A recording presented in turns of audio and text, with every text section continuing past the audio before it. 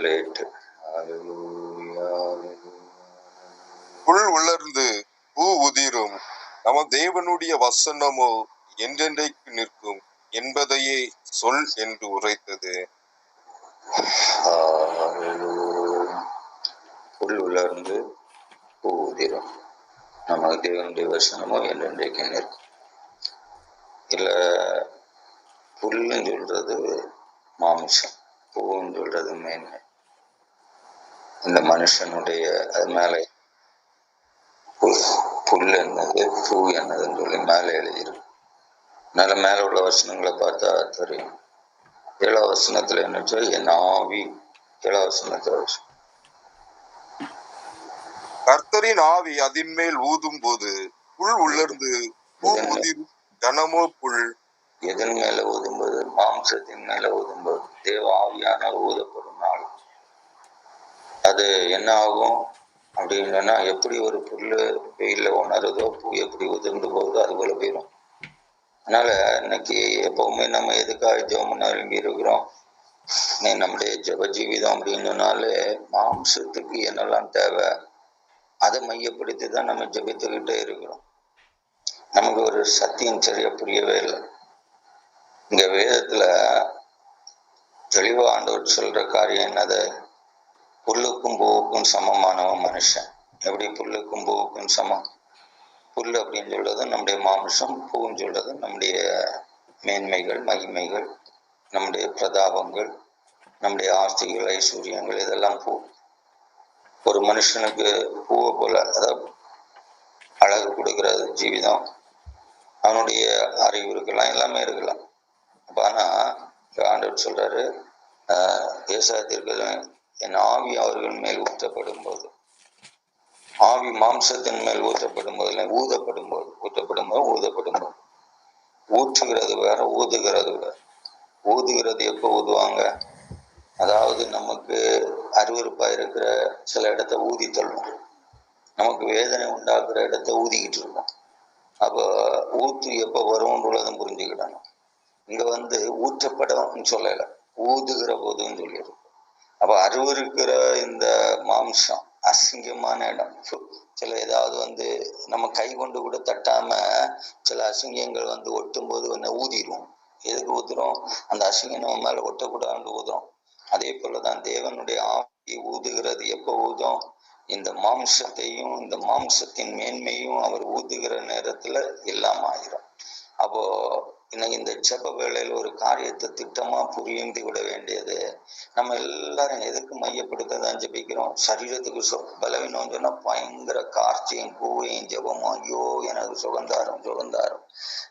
அதுபோல நமக்கு ஏதாவது நஷ்டம் வந்தா, இல்லை பண கஷ்டம் வந்தா, இல்லை நமக்கு ஒரு தரித்திரம் வந்தா, ஐயோ என்ன ஆசீர்வதியும். இதெல்லாம் அந்த பூக்கும் புல்லுக்கும் சமமான காரியங்களுடைய தேவைகளுக்கு வேண்டிதான் இன்னைக்கு உலகமே கிடந்து ஜெபம் பண்ணிட்டு இருக்கு. ஆனா இங்க என்ன சொல்லியிருக்காரு தெரியுமா? என் வேத வசனம் மட்டும்தான் நிற்கும். இன்னும் ஒண்ணு கூட நிற்கும், என்னது? உன் ஆத்துமாவும் நிற்கும். அப்ப ஆத்துமாவுக்கும் வேதத்துக்கும் தான் தொடர்பு. இந்த மாம்சத்துக்கும், இந்த மாம்சத்தின் மேன்மைக்கு, நான் வச்சிருக்கிற வாகனம், நான் வச்சிருக்கிற சொத்து, நான் வச்சிருக்கிற சம்பத்து, நான் வச்சிருக்கிற பதவி, நான் வச்சிருக்கிற படிப்பு, இதுக்கெல்லாம் அங்க இடமே கிடையாது. இப்ப இங்க இந்த வேதம் நமக்கு தெளிவாய் படிப்புகிற காரியத்தை நல்லாவே புரிஞ்சுக்கலாம். அதாவது தேவன் தமது வேதத்தை நமது தேவனுடைய வசனமே என்றென்றைக்கு நிற்கும். அப்போ வசனத்துக்கு அழிவில்லை. நம்ம நிறைய வசனம் இருக்கு இல்லையா? ஏன்னா மார்க்ல 13:31 நினைச்சேன், வானமும் பூமி ஒளிந்தால் என் வார்த்தை ஒளிந்து போவதில்லை. நிறைய இருக்கு வசனம் அழியாததுன்னு உள்ளதுக்கு நமக்கு நிறைய ஆதாரங்கள் இருக்கு. மத்தேயு 5:18 என்ன சொல்லி, வானமும் பூமியை ஒளிந்தாலும் நியாய பிரமாணத்தில் உள்ள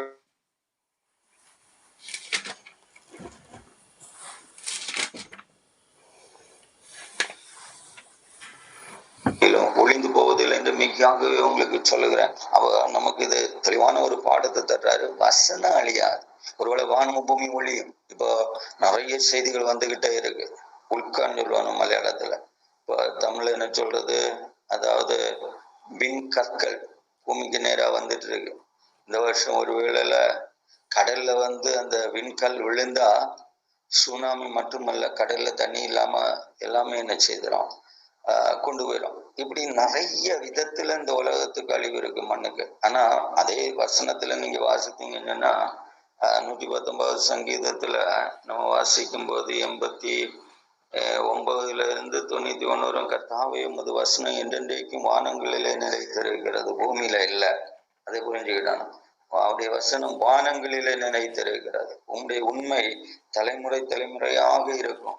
பூமியை உறுதிப்படுத்தினீர், அது நிலைத்திருக்கிறது.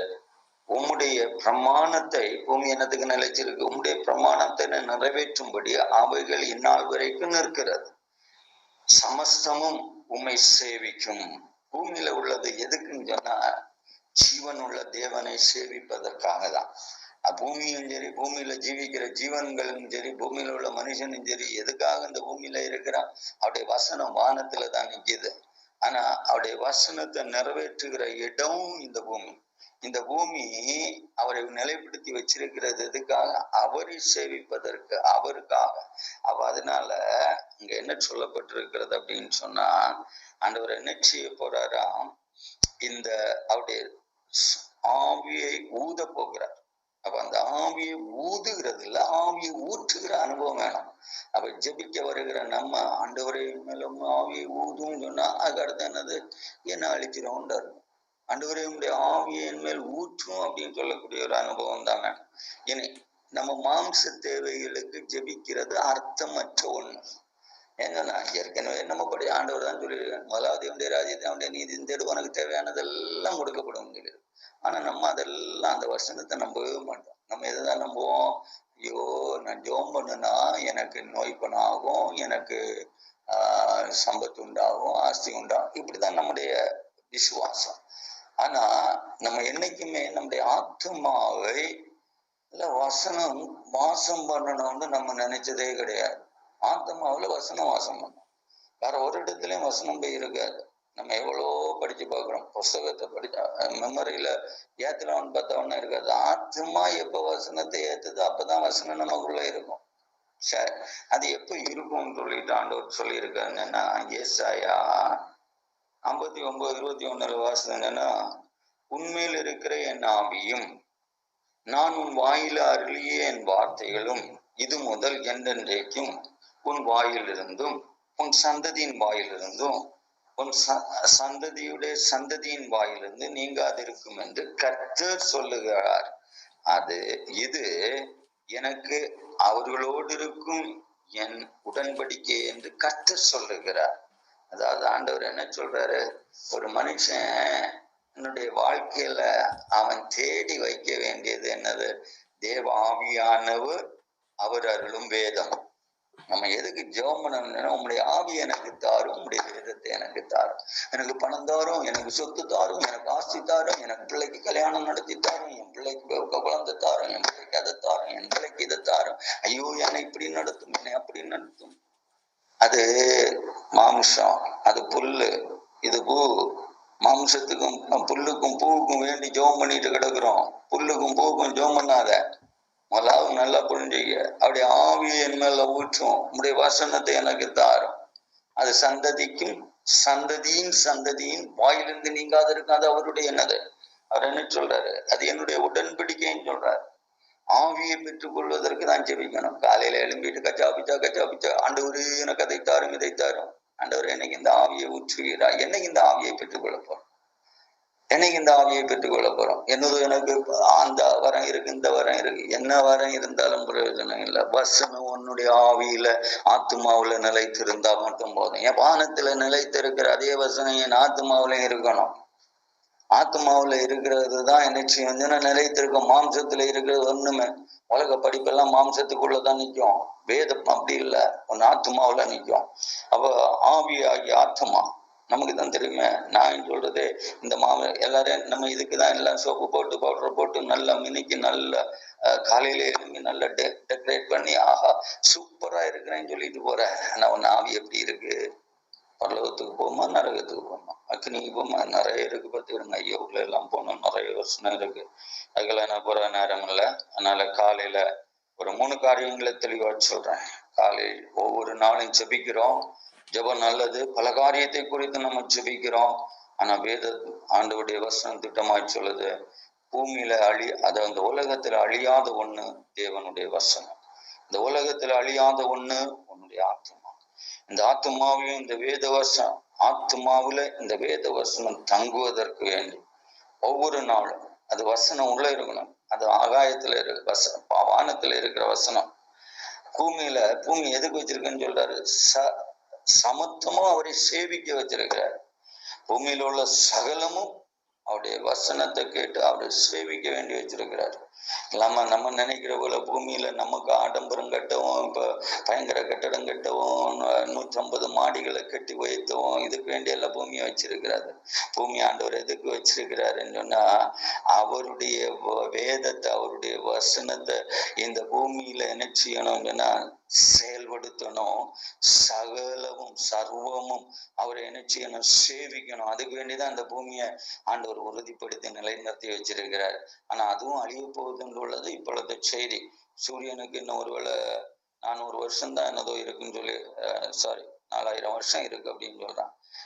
அதுக்குள்ள எல்லாம் அழிஞ்சிரும் அப்படின்னு. அது அவனுடைய கணக்கு, அவன் கணக்கு பற்றி நம்ம அறிய வேண்டியதில்லை. இருந்தால் போலும் விஞ்ஞானமே சொல்லுது, பூமி இப்ப சந்திரன் அழிய, சூரியன் அழிய, எல்லாமே என்னது எரிஞ்சு தீர்ந்து போகும். அப்போ அதுக்கு முன்னாடி என்னது பூமி எந்த நிலைக்கு ஆகும் தெரியாது. இப்ப உல்கா என்ன உல்கான்னு சொல்றாங்க. அதாவது பூமிக்கு நேரா வந்துட்டு இருக்கிறான். ஒரு விண்கல் ஏறக்குறைய என்னது பூமியை காட்டிலும் 2 பங்கு பெரியதெல்லாம் வருதான். அது எப்போ விழுவும் தெரியாது. அது விழும்போது சைடு வாக்கில் விழும். அது கடல்ல போய் விழும். கடல்ல விழுந்தாச்சுன்னா பூமி அப்படி டைவடிக்கும் சொல்றாங்க. எனக்கு தெரியாது. அதனால காலையில் ஒன்னும் பயப்படுத்த நான் ஒன்றும் பேசல. வசனம் கொஞ்சம் ஆழமானது.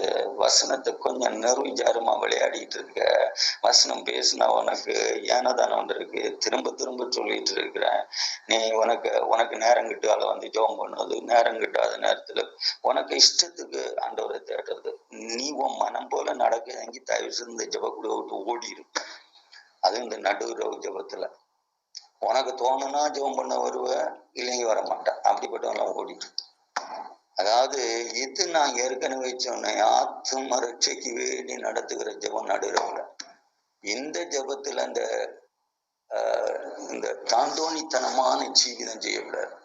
இதுல நிர்பந்தம்.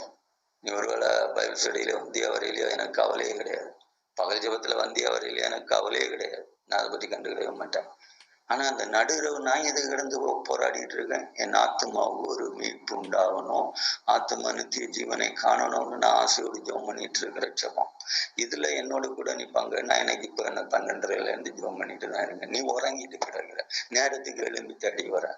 எனக்கு ஒரு நாள் 12:30 வரு, ஒரு நாள் 1 மணிக்கு வரு, ஒரு நாள் 1:15 வரு. என்னைக்குமே 1:16 அந்த பக்கம் என்ன விட்டது கிடையாது. அது அவர் எழுப்பு வேண்டும் வேதத்துல சொல்லி இருக்கிறார். நான் நல்லா வாசிப்பேன், ஜெபிப்பேன். அப்ப இந்த ஜீவிதத்தை உனக்கு அதுல நீ பங்கெடுக்க வரும்போது, இந்த ஜீவிதம் எதுக்குள்ளதுன்னு தெரிஞ்சுட்டு பங்கெடுக்கணுமே தவிர, சும்மா எனக்கு இன்னைக்கு குடும்பத்துல ஆள் வந்திருக்கு, சொந்தக்காரன் வந்திருக்கான், நான் ஊருக்கு போறேன், நான் நாட்டுக்கு போறேன், நான் பஸ்ல இருக்கேன். நீ எங்க இருந்தாலும் இந்த நடுரவு ஜபத்துல என்னைக்கு நான் டக் பண்ணணும் யோசிக்கணும். அதனால இந்த ஜபத்துல பங்கெடுக்கிற நீ ஜாக்கிரதை உள்ளவனா வரணும். இல்லாத வராது. ஏன்னா இது என் ஆத்மாவின் விடுதலை. உன் ஆத்மாவுக்கும் விடுதலைக்கு வேண்டி உன்னைக்கு மட்டும் வந்தா போதும். மச்சான், மாமன், உலகம், சொந்தம், பந்தம், என் வீட்டுல எனக்கு நை காய்ச்சல் எனக்கு நை மூக்கு வேதனை நான் இன்னைக்கு யாத்திரை செய்யறேன். நான் எல்லாம் மற்ற ஊழியங்கள நேரத்துல காட்டுகிற எந்த அசதியும் இந்த இடத்துல காட்ட மாட்டேன். ஏன்னா இது என் ஆத்மாவை ரட்சிப்பதற்கு வேதத்தை எனக்குள்ள வைக்க நான் படிக்கிற பாடம். அதனால அந்த உணர்வோடு கூட ஒரு ஆள் இப்படி இருக்கும்போது நீ உனக்கு இஷ்டத்துக்கு உள்ள ஏறுவ, இஷ்டத்துக்கு ஓடி போவ. ஒரு நாள் இத்தனை பேர் இருப்பாங்க அப்படின்னு எதிர்பார்த்து நான் ஆலோசனை அப்படி குறைச்சிக்கிட்டு ஜெபம் பண்ணுவேன். அன்னைக்கு பார்த்து எனக்கு ஆலோசனைக்கு நேரம் கொடுக்காம நான் மற்றபடி ஜெபத்துல இருந்துக்கிட்டு உள்ள பாக்குற நேரத்துல என்ன நடக்கும்? ஆளுகளே காணாது. அப்படி விட்ட வராத, வேண்டாம், நீ வரவே வேண்டாம், எனக்கு அப்படி கவலையே கிடையாது. நீ வரையில இது திருவிளையாட்டு விளையாடக்கூடிய இடமா. Be careful. ஆண்டவருடைய சமூகத்துல அந்த பயம் இருக்கணும். அவருடைய வசனத்துக்காக தான் நம்ம இப்ப வசனம் தானே, வசனம் இல்லாம எந்த இடத்துலயும் ஜெபம் நடத்தல. அதனால அந்த நல்லா புரிஞ்சு விடணும். அவர் ஊதி விட்டுறக்கூடாது, அது ரொம்ப கவனம். தேவனை ஊதக்கூடிய அளவுல ஒட்டிக்கிட்டு வராத, ஊதிடுவாரு. ஊதிட்டு அது அத்தனைக்கு அதை குறிச்சு ஒருவேளை முடிந்தால் முழு ராத்திரியில பார்க்கலாம். ஏன்னா யோகுல சொல்லியிருக்கு, நிறைய காரியங்கள் வெளிப்படுத்தல் வரும், அக்னி கடலை பற்றி வரும், எரேமியாவுல வரும், நிறைய வசனங்கள் இருக்கு. அதெல்லாம் நமக்கு முழு ராத்திரியில முடிந்தால் பார்ப்போம். தேவ ஆவியானவர் எப்படி நடத்துறாரோ அது போல தியானிப்போம். அதனால ஜீவிதத்துல முதலாவது படிக்க வேண்டிய பாடம் அழியாத 2 தான். உனக்குள்ள இருக்கிற ஆவி இல்லை அந்த ஆத்மா, தேவன் தந்த வேதம். பூமியின் சகலமும் ஒரு நாள் இல்லாமல் ஆகும். அதனால நம்ம ஜீவிதத்துல இந்த வசனத்துக்கு இன்னொரு காரியம் தெரியுமா? யோவான் 10:35 சொல்லி தெரியுமா? தேவ வசனத்தை பெற்றுக்கொண்டவர்களை தேவர்கள் என்று அவர் சொல்லி இருக்க, தேவ வாக்கியமும் தவறாது இருக்க. தொடர்ந்து வாசி உட்கார்ந்து இல்ல, ஒரு காரியம் புரியுதா? வசனத்தை பெற்றுக்கொண்டவர்கள் யாராம்? தேவர்கள். இந்த குங்குமம் தட்டும் தடவிட்டு நடக்கிறவன் இல்ல தெய்வம், வசனத்தை பெற்றுக்கொண்டவன். இன்னைக்கு ஒரு தெய்வமும் இல்லை அந்த பூமியில. வசனம் இன்னும் நமக்குள்ள நம்ம யாரும் பெற்றுக்கொள்ளல. கர்த்தருடைய கையில இருந்து வேதத்தை இன்னும் நாம் பெற்றுக்கொள்ளல. தேவன் வேதத்தை அருளினார். அதான் ஏசாயாவுல வாசித்தது. ஏசாயாவுல 59:22 அவரு அப்ப வேதத்தை பெற்றுக்கொள்ளணும். எனக்கு என்ன வேணும்? ஆவியானவர் எனக்குள்ள வரணும். ஆவியானவர் அவர் எனக்குள்ள ஊற்றணும். அபிஷேகம் எனக்குள்ள தேவ ஆவியானவர் ஊற்றப்பட்டிருந்தா, ஆவியானவர் பெற்றிருந்தா மட்டும்தான் உனக்குள்ள வேதம் இருக்கும். நான் காலத்தை வாசித்தேன், சாயங்காலம் வாசித்தேன், முந்தின நாள் வாசித்தேன், போன வாரம் வாசித்தேன், நான் 2 தடவை பைபிளை வாசித்தேன், 6 தடவை வாசித்தேன், நீ 6000 தடவை வாசி. ஆனா ஒரு காரியம் சொல்றேன், வசனம் உன்னுடைய இருதயத்துல இருக்க, உன்னுடைய ஆத்மாவில யார அது ஆவியானவர் யார் மேல ஊற்றப்பட்டோ அவர்களுக்குள்ளதான் வேதத்தை பெற்றுக்கொள்ள முடியும். ஆவியானவர் எனக்குள்ள வரணும். நான் என்ன செய்யணும்? நான் எனக்கு இல்லாததெல்லாம் நினைச்சு துக்கத்தோடு ஜெபம் பண்ணணும். நான் கவலையோடு ஜெபம் பண்ணணும். பாவத்தை வெறுத்து நீதியை தரித்து ஜெபிக்கணும். அவ்வளவுதான். பாவத்தை வெறுத்து நீதியை தரித்து ஜெபிக்கணும். ஆவியானவர் வரணும்னு சொன்னா ஆவியானவர் வருவாரு. துள்ளி ஜெபம் பண்ணணும், கொட்டடிச்சு ஜெபம் பண்ணணும், சாடி ஜெபம் பண்ணணும், மறைஞ்சி ஜெபம் பண்ணணும், புசு புசு புசுன்னு பேசினா ஆவியானவர் வருவார். இது இந்த உலகமே மாயபத்துக. இந்த மாய உலகத்துல மனுஷனுக்கு புல்லுக்கும் பூவுக்கும் சமமா இருக்க மனுஷனுக்கு எதுவுமே புரியாது. அதனால உலக வேஷங்களை பார்த்துக்கிட்டு இதுதான் ஆவின்னு சொல்றது. 2 காரியத்தை நல்லா ஞாபகம் வச்சுக்க. வசனம் தேவன் தந்த வசனம். எப்ப தருவார்? ஆவியானம் பெற்றுக்கொண்டால் நீ தெய்வம்.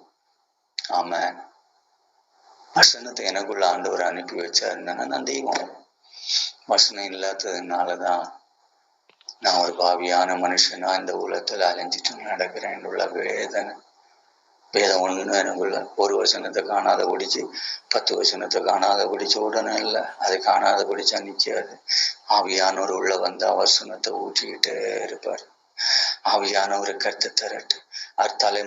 தலைமுறையாய் வாயில அருளும் வேதம் தங்கி இருக்க ஆவியானவர் ஊற்றப்படணும் உள்ள அந்த தாகத்தின் ஜெபம். இந்த பூமியில எல்லாம் என் மாமிசம் புல்லு, என்னுடைய மேன்மைகள், என் ஐஸ்வர்யங்கள், என் சம்பத்துகள் எல்லாம் அது அவர் ஊதி தள்ளப்பக்கூடாது. ஊதுவது எது அசுத்தமானது, தொடக்கூடாது, அது அருவருப்பானது, ஐயோ நாற்றமானது, அதை ஊதியதான் தள்ளுவோம். தொட்டு கூட நம்ம பார்க்க மாட்டோம். அதே போல கர்த்தர் உன்னை என்னையும் தொட்டு பார்க்காம ஊதி தள்ளுகிற. அவர் ஊதுனா எரிஞ்சிடும். அது அக்னி ஆகும். அதை குறித்தும் புறப்படிப்போம். அதனுடைய அக்னியில எரிஞ்சும். அவருடைய வாய் நாசின் சுவாசம் அக்னி ஜுவாலையா இருக்கும். அவர் பூ அப்படின்னு சொன்னா அது அக்னி ஜுவாலை, அதுல எரிஞ்சிடக்கூடாது. ஆவியானவரே, நாங்கள் இவ்வளவு நாளை ஜெபம் பண்ணுறோம், ஒரு நன்மை இல்லையான்றவரை. யாரெல்லாமோ வேஷம் போட்டு பார்க்கிறோம், இல்லையாண்டவர். கண்ணீரோடு இந்த காலையில சோமனுவியா, உனக்கு மேட்டி மேல அங்க நிக்க கூடாது. அப்படி தோணுதுன்னு சொன்னா ஜோம் பண்ணாத, வாய் திறந்து ஜோம் பண்ணாத. தன் ஒப்பு கொடுக்க முடியலன்னு சொன்னா ஜோம் பண்ணாத, தயவு செய்து ஜோம் பண்ணாத. உனக்கு வேசுதாரமான ஒரு ஜபம் தயவு செய்து வேண்டாம். Yield yourself. நான் எதுக்கு இந்த பூமியில மேன்மைப்படுத்தி கொண்டு, என்னை உயர்த்தி கொண்டு, என்னை புகழ்ந்து கொண்டு, என்ன நான் இல்லாம ஒன்னும் நடக்காதுன்னு சொல்லிக்கிட்டு நடக்கிற இந்த எண்ணங்கள் எல்லாம் என்னிட்ட இப்பவுமே மாற்றிடுங்க ஆண்டவரே. I need your grace. கிருபையால் என்னை ஆட்கொள்ளும் இந்த காலையில, கிருபையால் என்னை ஆட்கொள்ளுமையா, கிருபையா நீர் ஆட்கொள்ளணும்.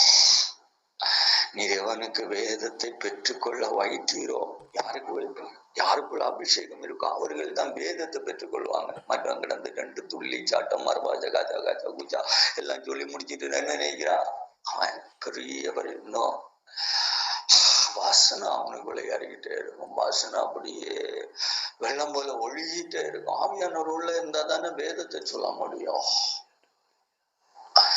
காலையில கத்தாவ ஆவி எனக்கு ஊற்றுவீங்களாண்டவர, அதுக்கு தேவை 2 சொன்னேன். ஆமா, அதுக்கு தேவையான காரியம் 2. நீதி இருக்கா? நீதியின் அனுபவம். இன்னொன்னு என்ன சொன்னேன் சொல்லுங்க. பாவத்தை வெறுத்து. எஸ், பாவத்தை வெறுக்க. எல்லாரும் என்ன நினைக்கிறோம், என்னதோ விசாரணை வச்சுட்டாங்க. இதெல்லாம் இந்த பாவம் உனக்கு உதாசீன பெரிய பாவம் இருக்கிறதுலே பெரிய பாவம் உனக்கு திமிரு. உறக்கம் வந்துருச்சு. அது எப்படி வரும்? அவரை நேசிக்கிற ஒண்ணு, அவர் காலையில கல்விமானி நாவை உனக்கு தந்து உன்னை எழுப்பிட்டு இருக்கிற தெய்வம். பாவம் சொல்றது நம்ம அங்க பழைய அந்த பாவத்தை எல்லாம் பார்த்துட்டு இருக்காத. அறியாம ஒரு பெரிய பாவம், இக்னோரன்ஸ் பெரிய பாவம். சொன்ன புரியாது உனக்கு. உதாசீனம், அவன் சொல்லட்டும், அவன் பேஜட்டும். உனக்கு தலையின் மேல சாபம் தங்கும் சொல்லிடுங்க, நான் சொல்லல. அவன் பேசிட்டு அவன் கூட்டம் நடத்தட்டு. அது என்ன கூட்டம் நடந்தா நம்ம கேட்டேன். நம்ம நினைக்கிறோம் இதெல்லாம் ஒட்டனையா நடக்க போகுது. 70-80 வருஷம் ஜீவிக்க தானே போறோம். நீங்க 70-80 வருஷம் ஜீவிதத்தை பத்தி கவலைப்படாத. அதுக்கு அந்த பக்கம் இருக்குல்ல, நித்தியமான அந்த ஜீவிதம் ஒண்ணு இருக்குல்ல, அது எங்கண்டுள்ளதை தீர்மானிக்கிறது அந்த பூமியினுடைய ஆயுசு நாட்கள். அதுக்குள்ள நம்ம அம்மா ஒப்பு கொடுப்போமா? பாவம் சொல்றது வேற எதையும் நீ நினைச்சிட்டு நீ நடக்காத. உனக்கு நிர்விச்சாரம் அற்பமா நினைக்கிற பத்தியா, அநேக காரியத்தை மற்றவங்களை ரொம்ப அற்பமா நினைக்கிற பத்தியா, கனப்படுத்த மாட்டேங்க பத்தியா, விலை கொடுக்க மாட்டேங்க பத்தியா. இதெல்லாம் தான் பாவம். ஒரு கனப்படுத்துங்கள். அதெல்லாம் அவனை என்ன தெரியுமே, அவன் இன்னவனுக்கு மோகம் இல்ல. You are degrading others. பெரிய பாவம். அந்த ஊழியக்காரன் என்ன தெரியுங்களா, பெரிய பாவம். Who are you to judge others? மற்றவங்களை நியாயம் தீர்த்து நடக்கிற பெரிய பாவம். Thank you, Lord.